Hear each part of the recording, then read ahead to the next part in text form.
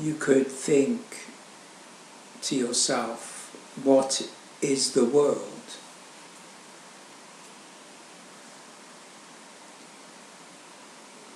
I think from each self,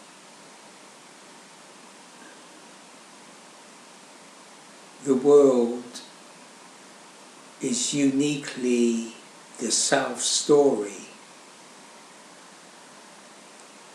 what you remember, and at the end of your life what you end up with is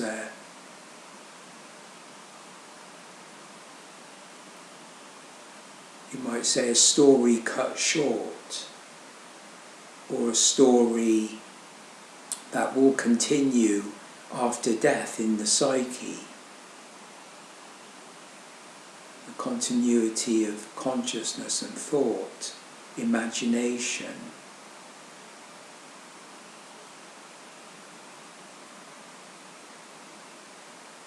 I think the world in which each person lives via their consciousness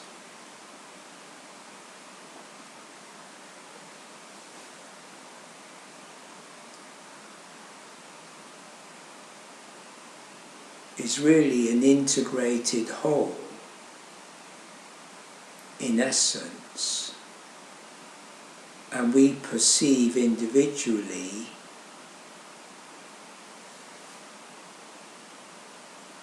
you might say a kind of holographic representation, a kind of microcosm of the wider macrocosm.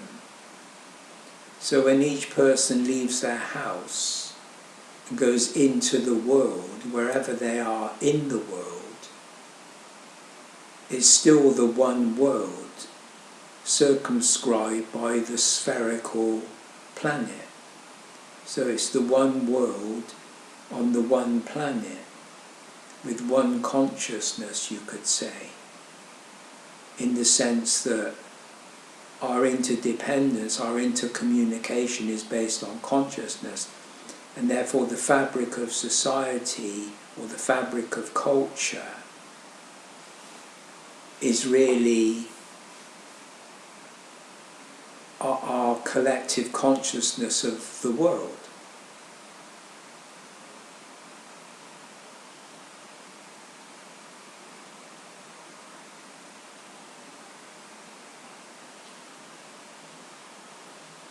And as I sit here now,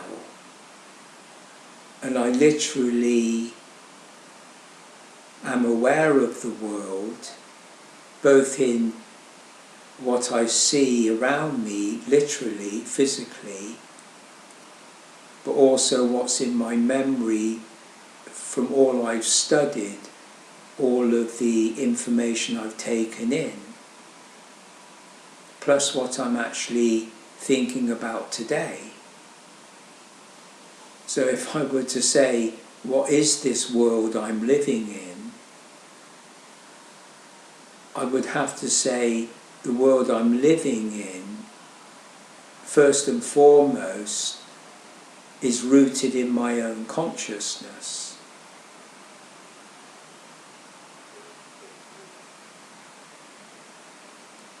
And due to the organisation of memory, the way it functions, it seems to tabulate the information into different formats, different contexts, different conditions. So if I thought of my childhood in Oxford, I could talk non-stop for hour after hour after hour, and all those memories just on that one subject of my childhood in Oxford could in effect go on infinitely if I could combine all the permutations in my memory. I literally could go on forever. So in a sense you could say memory has a certain immortality about it, in that it's always regenerating itself. So every time you remember anything during the day, in your thoughts and in your speech, it's a completely new formulation, it's a completely new regeneration in the act of remembering. And that's why I say that consciousness is a transformative process based on experience and knowledge. So the world you experience becomes the knowledge you have in your memory, which is being regenerated from moment to moment in each person, and therefore the world literally is undergoing transformation from moment to moment. So in that sense, I don't think our real sense of living is really based on time. I mean, the ritual factor of the clock and how we ritualize our work is, yes, it is a form of time. But even so, in our reflection, in our memories, in our remembering, which is taking place consciously, subconsciously, every moment of our life. Therefore, you could say, fundamentally, substantially, there's nothing stable, nothing solid, nothing enduring, nothing secure about consciousness. So you could say at the moment of regeneration or even transmutation in the brain, there is the element of crisis and chaos and confusion. So they're factors built into the psychology of consciousness.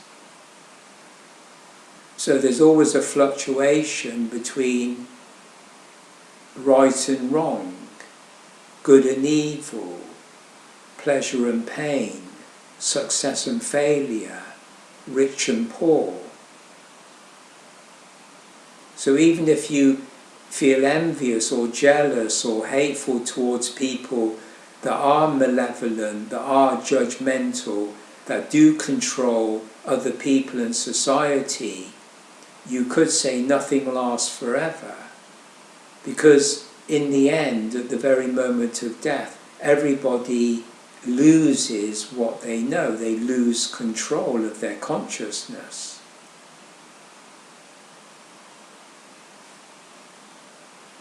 So for every person that you think doesn't deserve to be free, doesn't deserve to be in power, there are other people legitimately becoming powerful, and the oscillation between the good and the evil people, as it were, will work itself out in the hierarchy.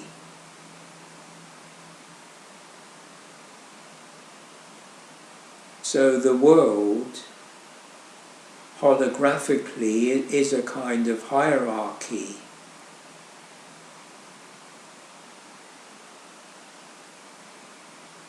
And when you communicate, as I'm communicating now, as I'm actually making this video, I can see that all the entanglements of feeling and thought, all the entanglements of different opinions and different facets of culture and society, and the way that the globe is fragmented into countries and clubs and groups and institutions, which again is a kind of infinity of chaos and confusion, yet there is within that disintegration a highly structured, integrated system of knowledge, or systems of knowledge that govern our consciousness and world. And also within that totality that is infinitely unbounded, there's always an emphasis each individual makes. There are always choices that create limitation and context.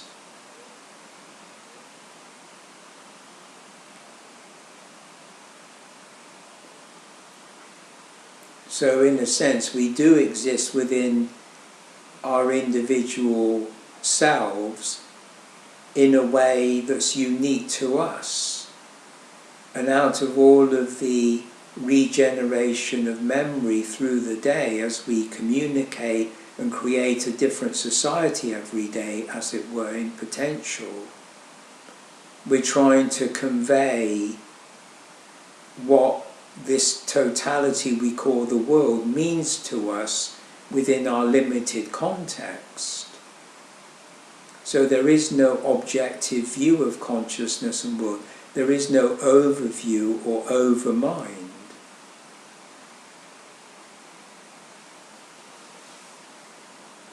However, each self, being in the spiritual dimension of the One, sees with the mind's eye the holistic totality, the integrated whole of what we call consciousness and world.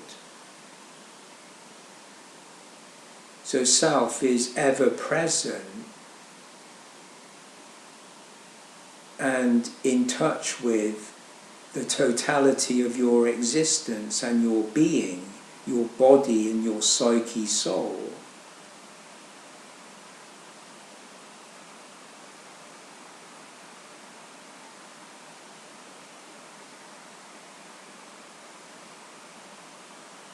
So self is born into this world.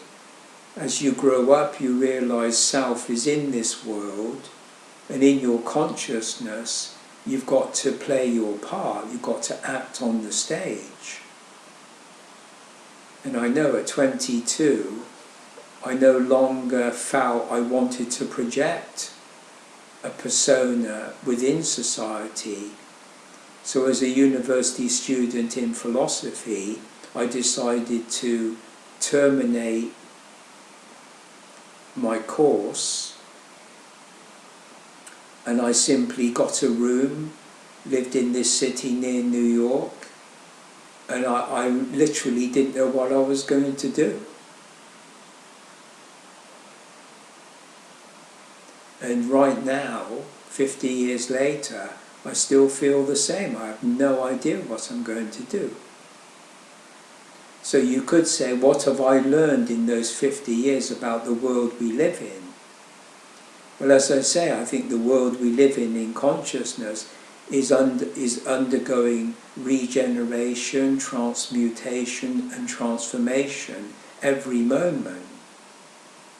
And that kind of flux and confusion and chaos, which is the stream of consciousness, which produces the outer expression of the world, of society, is a force of nature, as it were. It's not under anybody's control.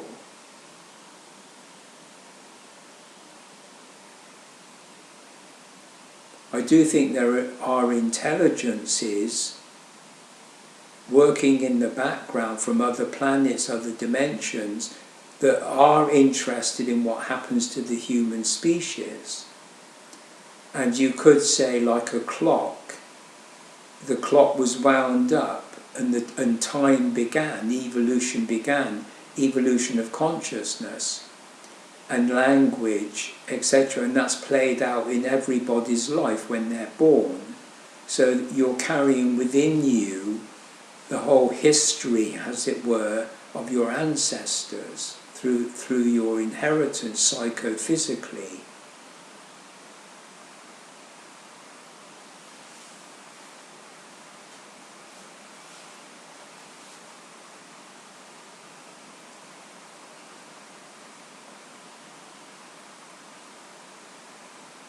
And you finding your part what I would say, finding that aspect of your essential nature, the potential to be creative, which is an extension of the spiritual nature of the self. So that the spiritual perceptions that we all have, that are latent within us, like compassion, when that's awakened, that holistic perception, that intelligence of compassion is, you might say, working from the level of the one, holistically, and works on consciousness to create that which is meaningful, that which will set you free. So you could say, when you listen to music and you divine the presence of the numinous, the essential meaning, the perfume of the rose of the music that you're experiencing at the deepest level, then you're transported beyond the fabric of consciousness itself, beyond the fabric of music, beyond the fabric of time and space, and even psyche and imagination, to the divine presence, which is the very essence of yourself, who's experiencing that music. So it's like a circle or a cycle.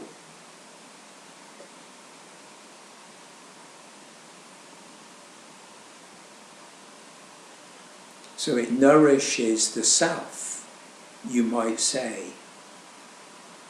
Or the soul is nourishment of the spirit.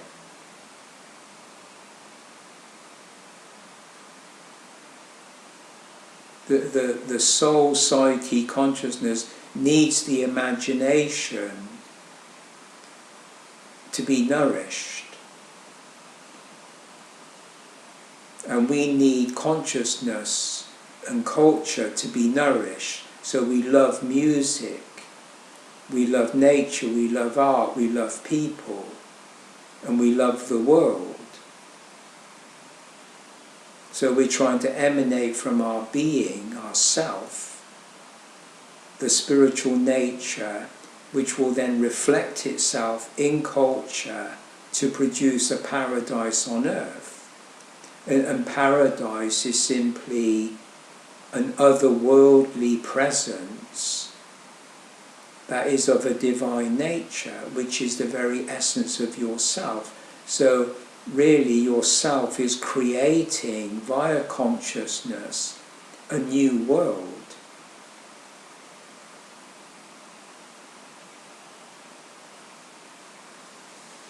So the transformation of consciousness, which is the history of the human species on this planet, is working towards perfection, working towards paradise.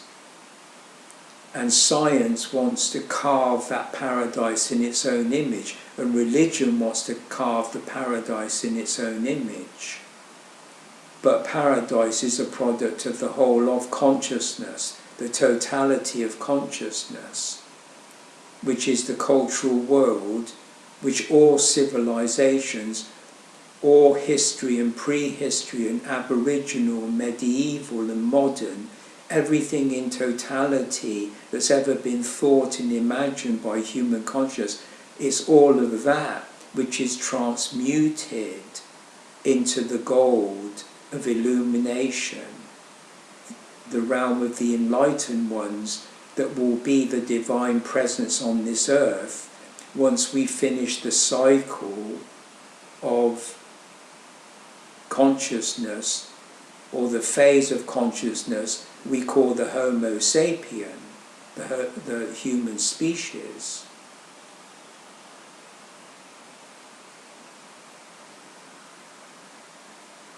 So the work we're doing as human beings, as cultural bearing intelligences, is to do the work of culture, to express what we have to express through the language of the imagination in the psyche. And the source of that imagination, the source of that fantasy, the source of language, which is the source of consciousness itself, seems deeply rooted in the psyche. And I think that that deepest of levels is really the threshold of the spiritual dimension. So spirit, psyche and body work together in a kind of interrelated whole, an unbroken whole. But in the physical world, things seem divided and dualistic. In the more dream world, the imaginative world, things seem more unitative. And in the spiritual dimension, things are holistic and one.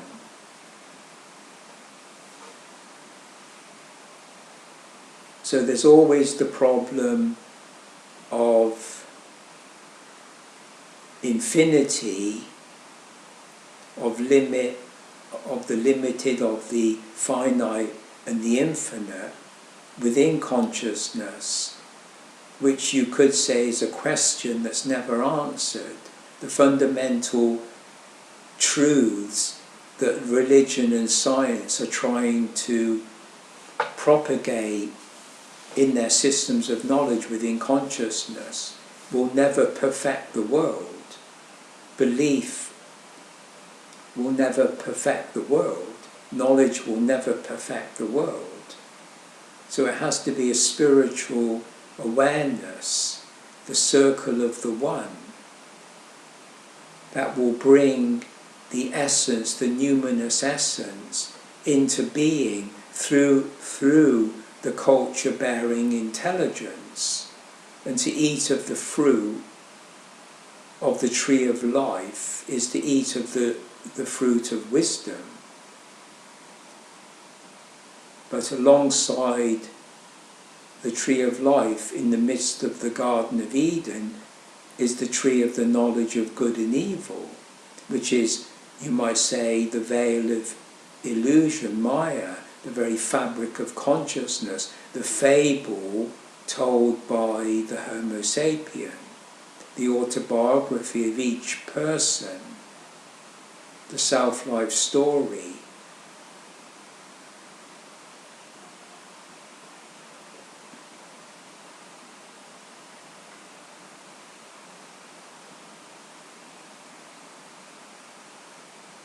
So you could say the process of transformation within consciousness is the myth of sacrifice and redemption, which is a kind of purgatory.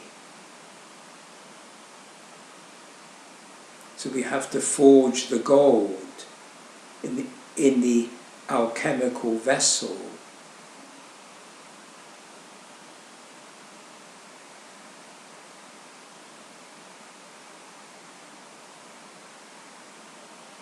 That's why they show statues of Buddha with a golden halo and the third eye, the eye of Buddha. In order to be illuminated, be an enlightened one in self-awareness, you have to use the third eye to penetrate the veil of illusion, to see through the thought forms of Maya, which is the substance of the psyche or the substance of consciousness.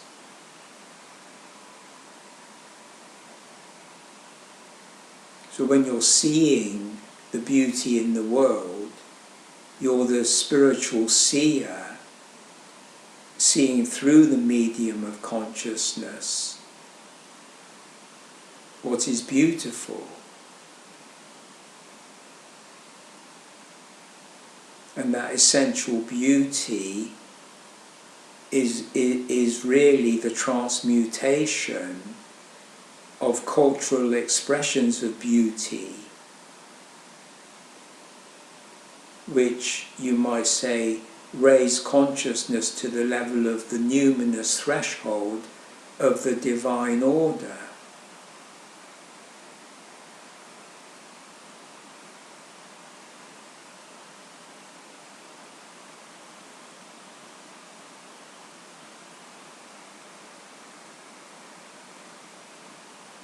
To be creative is to be free,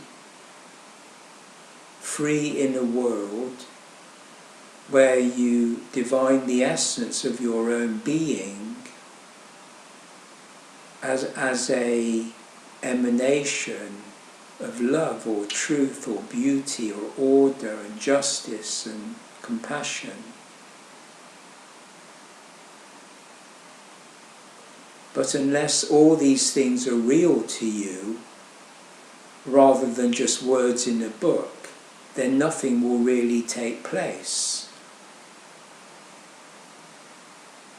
You have to have confidence in yourself that what you're experiencing is real to you, no matter what anyone else says. And in order to not deceive yourself, you have to work on the idea of integration, of discrimination, and learning to discern the difference.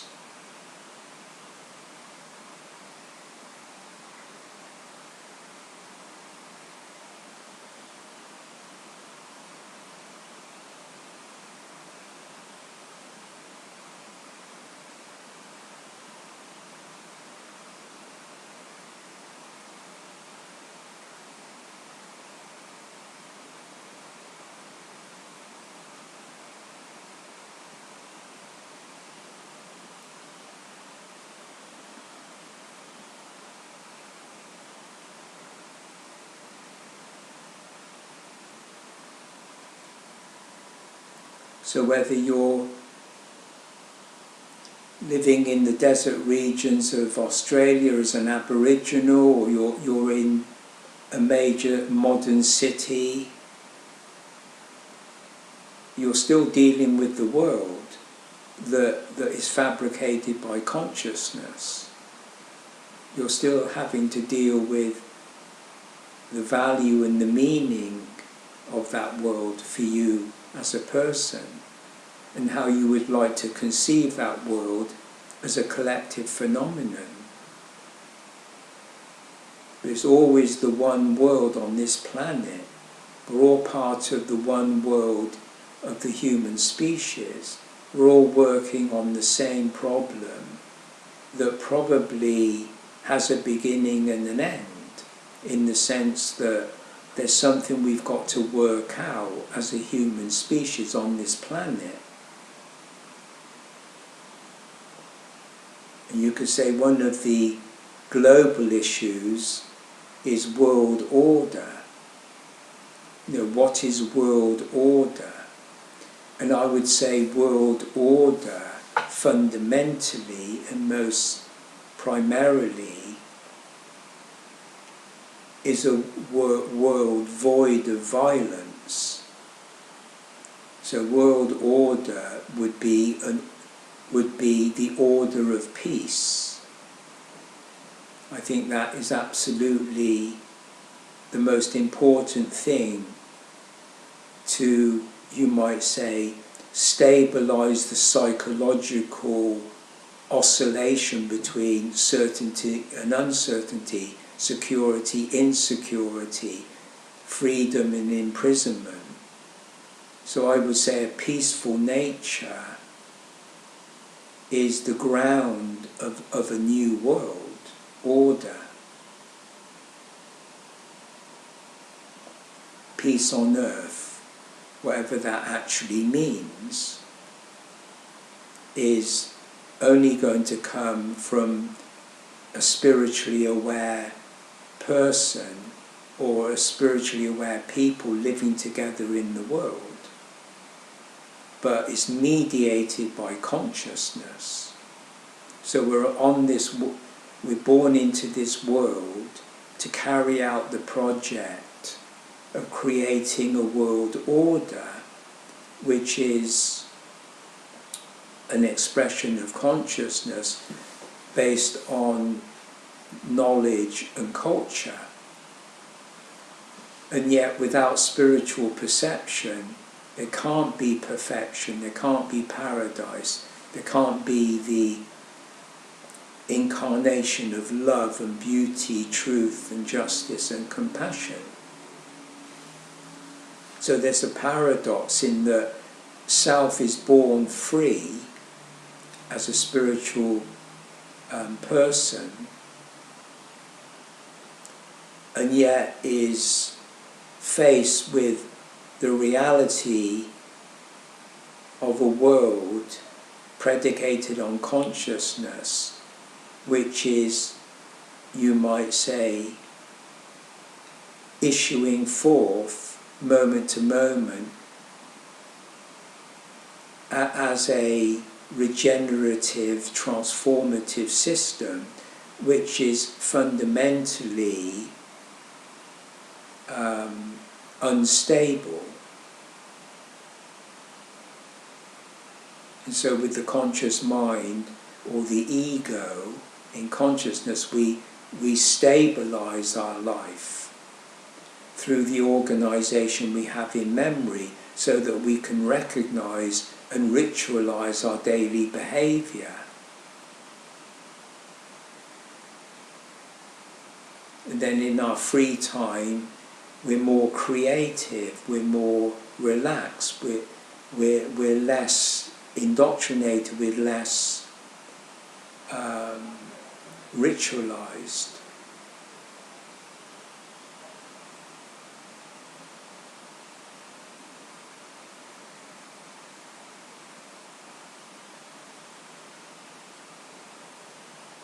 So if you think into the future in a sense of what would paradise be for a human being, and you think, well, nature on this planet, you could say that's a kind of paradise. That's like the paradise that was created before we came along, before we as conscious beings came along.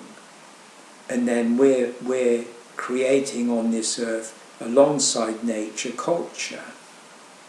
So you might say, for culture and nature to go hand in hand on this planet, then you could say the intelligences that created nature are the intelligences that created culture. And that both of them are rooted in the one. So the self is aware of the natural order, and self is aware of the necessity for cultural order within consciousness. And so there's a kind of reflection between culture and nature. So a lot of what's in culture is an extension of nature, the fabric of society, the things we make, the things we do, is very rooted in nature as a resource, as an inspiration, both for consciousness and for body.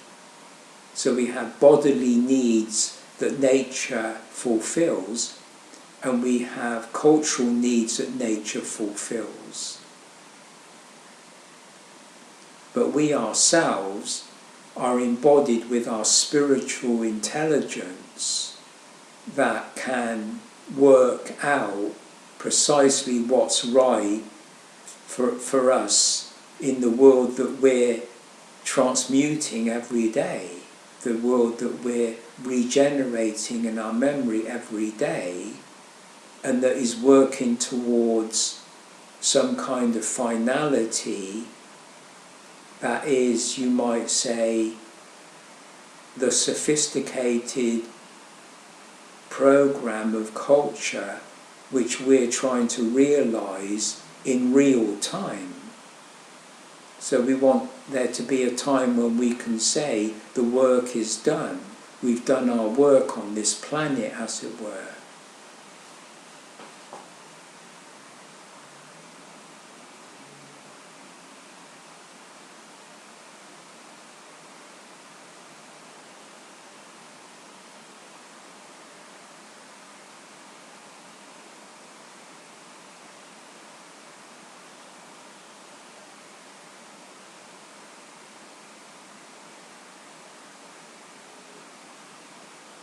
So you could say the whole exercise of the Homo sapien is to build a new world on this planet. So consciousness, I think, is part of the psyche, and at some time that connected with the animal body, and that became the human being. So you could say, in a way, consciousness was plugged into the brain, as it were, or interface with the brain. And we've been processing information, knowledge, and culture from the first inception of consciousness. And we will live it out until that kind of plan is being instituted on the planet. That's what I think. But I don't know what the bigger picture is, and I've not met the intelligences behind the human species. But just like the universe is an intelligent design, and nature is an intelligent design, so I think the human consciousness, human culture is an intelligent design. And that intelligence is really oneself in the one. So all selves are of the creative intelligence of the one. So on any planet, in any dimension, there will be selves that are creative intelligences of the one. We're emissaries of the one, that manifest and incarnate in this universe, you could say, or in different dimensions. And we do whatever work we have to do. So if you grew up to be a pianist, that's your work. If you work in a factory and you make cars, that's what your work is. And you have choices, you can choose to do that or not to do it. So no matter what you choose to do or not to do, within the framework of knowledge and consciousness, you're still an integral part of the world that's trying to manifest spiritual qualities.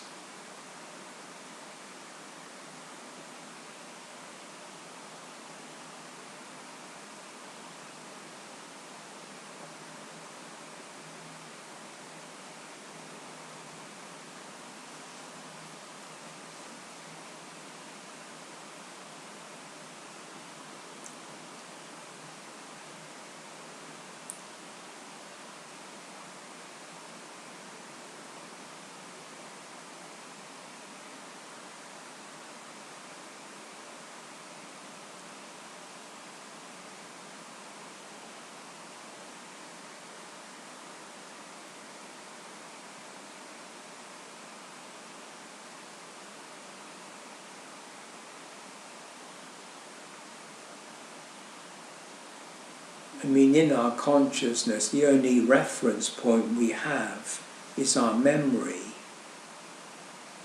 And we're limited by our memory of what to think about, what image to have, what thought to have, what intuition to have.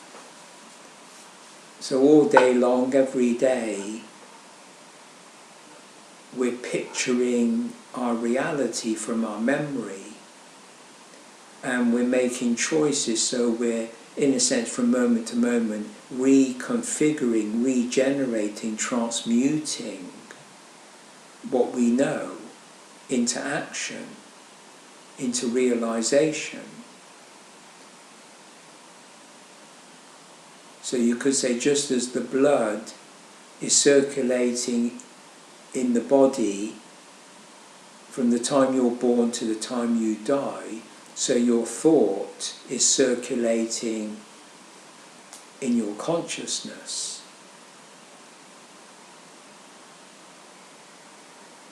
And in self, there's simply the awareness of the one. There's no movement, it's emptiness. So there's no conditions, context, or substance that you can talk about.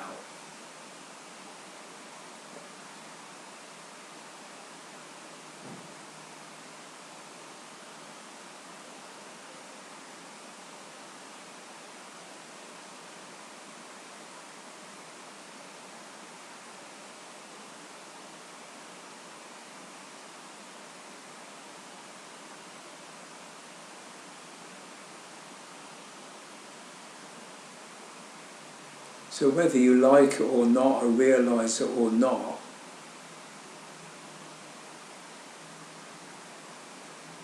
the purpose is the meaning, and the meaning is the value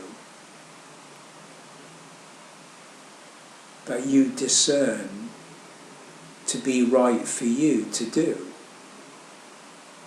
So however the degree of chaos and confusion in any particular individual consciousness is still the fact that the self in each of us is aware and always pointing in the right direction. The intelligence is always acting within consciousness in some undefined way, because I feel the spirit, psyche and body are working together. They're working in coincidence based on the theory of synchronicity, holographically as it were. So you have spirit as wholeness, psyche as unity, physical as duality.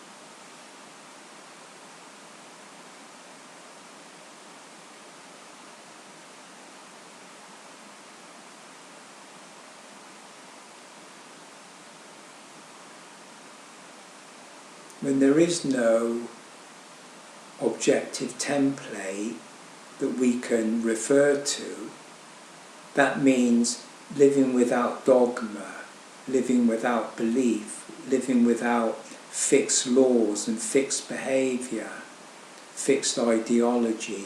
You're just living openly as a person from moment to moment, as it were, making your own decisions. Then the only, you might say, model you have is what's being built in your memory. So it's like your consciousness is filtering experience, filtering the meaning, and that's taking shape in memory as, say, a house. So you could say we're building the house of consciousness in which self can live in the world. So you could say the pyramid is the house of God, which is the house of Osiris. And it says in the New Testament, you are lively stones to build a spiritual house of the order of Melchizedek. And Jesus is the cornerstone, the head of the corner.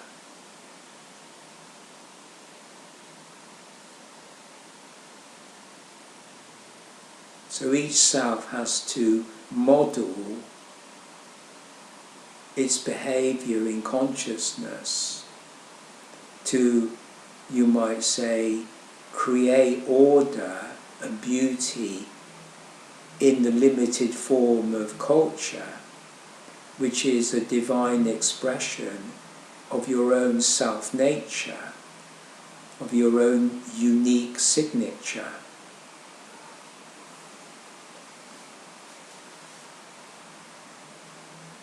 So holographically you can see the facets of a crystal as each facet being the self in terms of the one.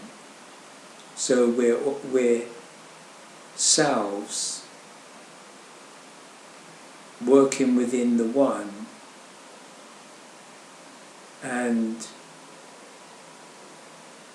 the facets of the diamond, as it were, all work together transparently in the openness and emptiness of the one, which is the diamond body. So you could say, when Buddha came back from the transcendental level of nirvana, he inhabited his diamond body. So really, he had his physical body, he had his astral body, or dream body, and he had his diamond body, or body of wisdom. So he literally had a sense of his diamond body that would have shone through the physical and the psyche. And maybe certain people would have seen the radiance of the crystal body within the Buddha. And that might have created moments of illumination in the different people, because he was said to have enlightened other people.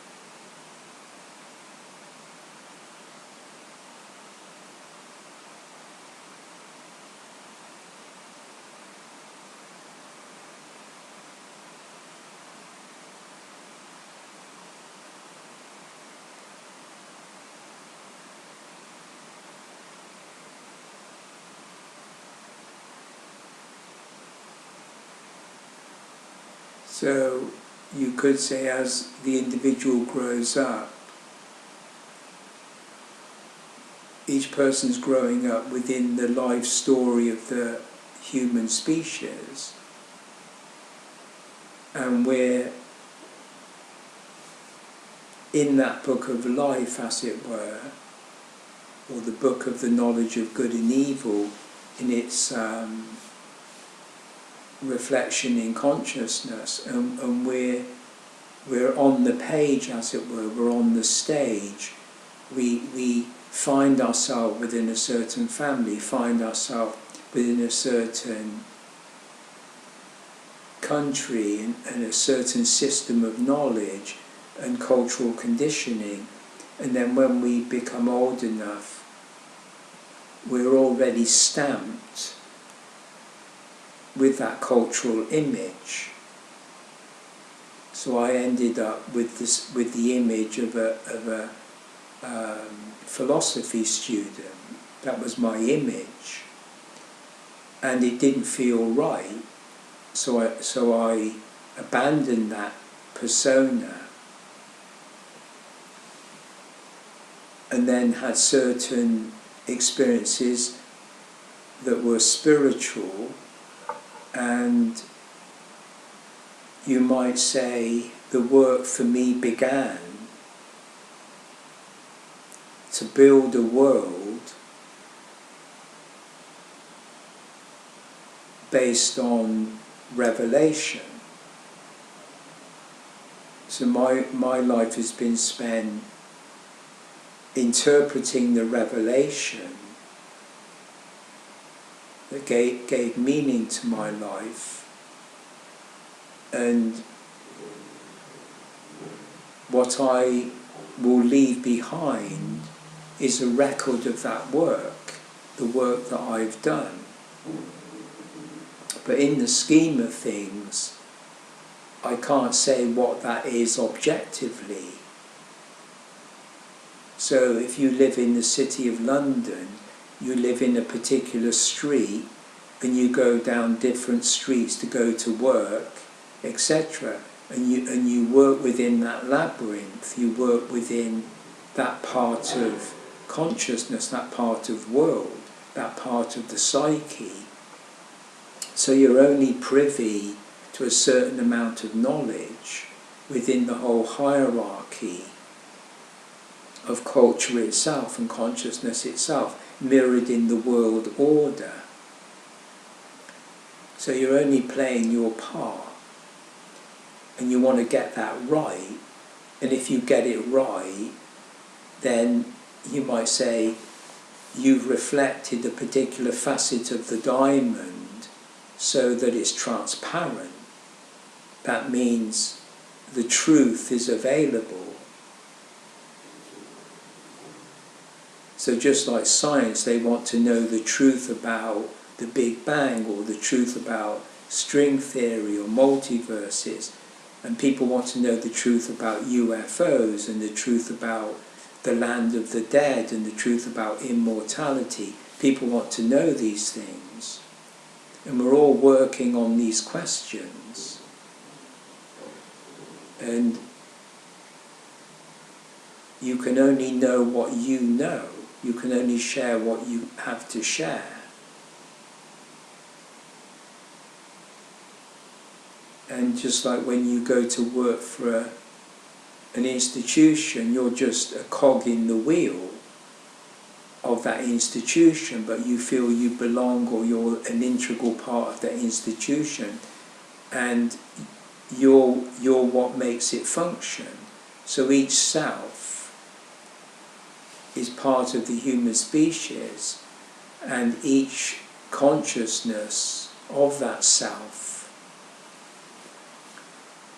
is integral to the whole.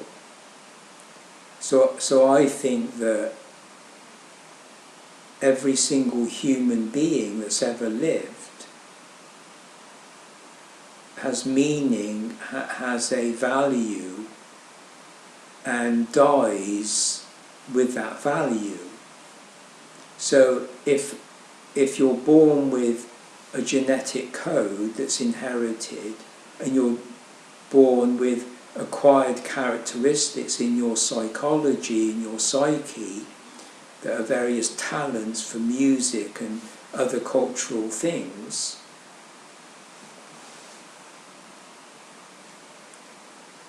then they're the means of transmuting your consciousness to reflect your own divine nature. And getting it right is being able to manifest that divine nature.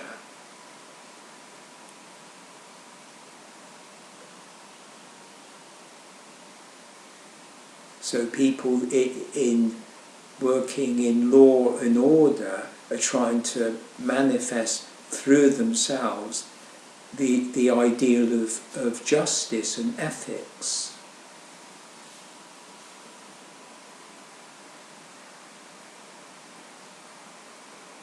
So everything in consciousness is mirroring the spiritual perceptions that are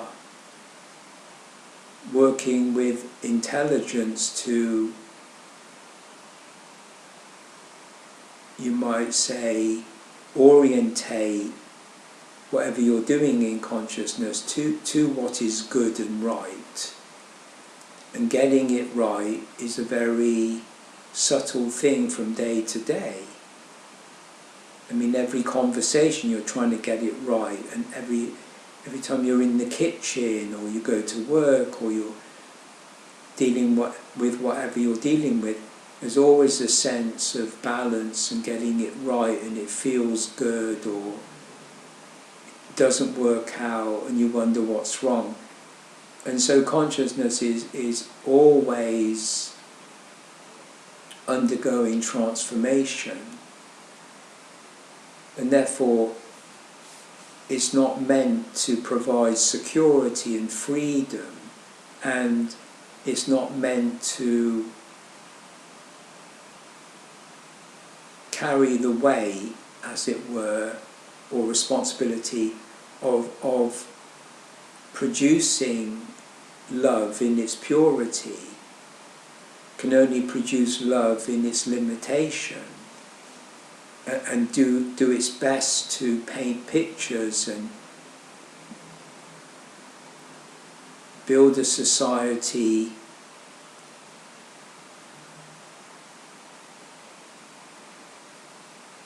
that can house the right kind of enlightened being, which is yourself in essence.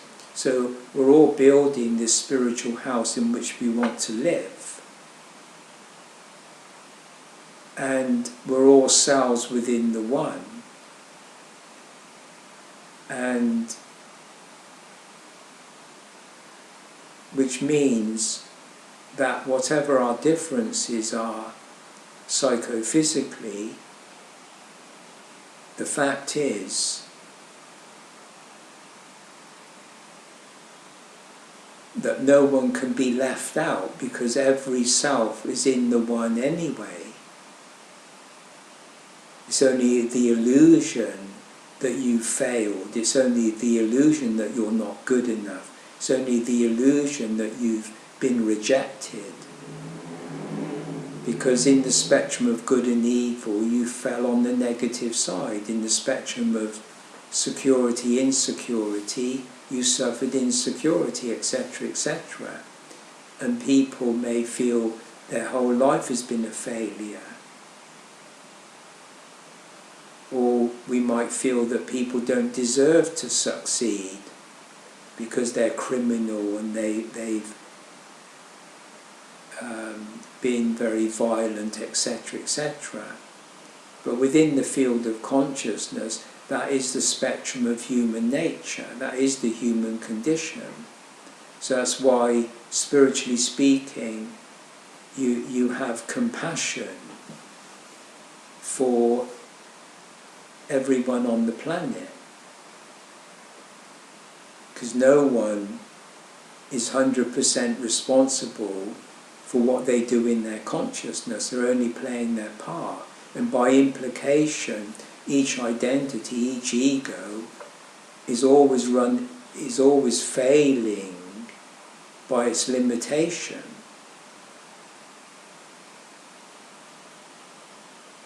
You can only get it right within a limited context. Like you could write a good book, you could raise a good family, you could make a good house, you can bring order into society, etc.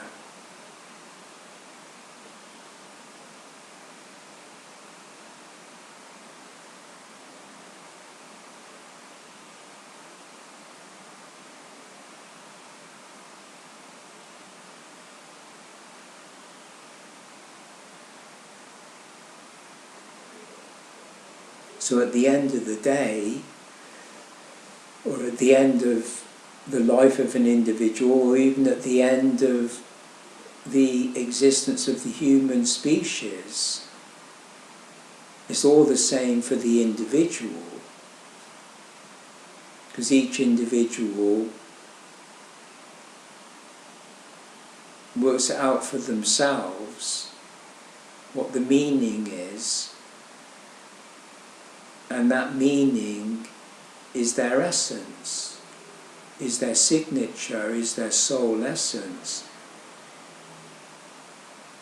And so you've left your footprint or your fingerprint behind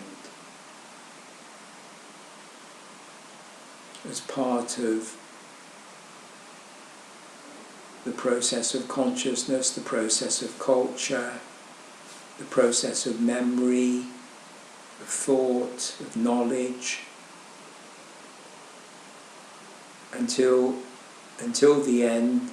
The human beings will be processing that stream of consciousness, that same transmutative material.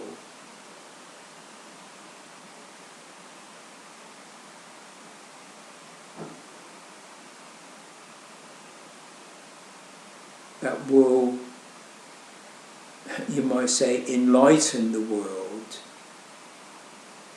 when knowledge translates into wisdom.